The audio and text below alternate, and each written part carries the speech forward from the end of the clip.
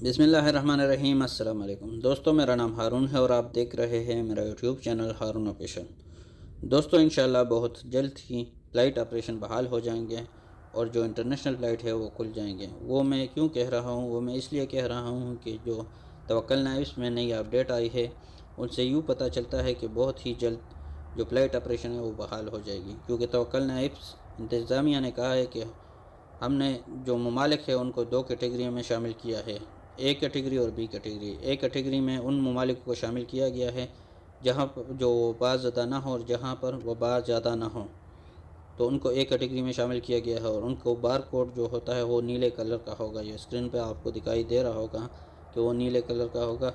और उनको जब आते हैं मुमलिकत में तो उनको 7 दिन ख़ुद को क्वारंटाइन करना होगा और तीसरे दिन कोविड-19 टेस्ट करके अगर नेगेटिव आता है तो ख़ुद क्वारंटाइन ख़त्म करना होगा। और उसके बाद जब उसका जो बार कोड का कलर होगा वो ग्रीन हो जाएगा तो वो अपने क्वारंटाइन को ख़त्म कर सकते हैं। और दूसरी नंबर पर जो बी कैटेगरी है उसको वो ममालिक आते हैं जो वबाज़दा हो, जो 20 ममालिक जिस पर पाबंदी लगाई थी वो ममालिक हैं, जो उसका बार कोड होगा उसका कलर बख्शी कलर का होगा।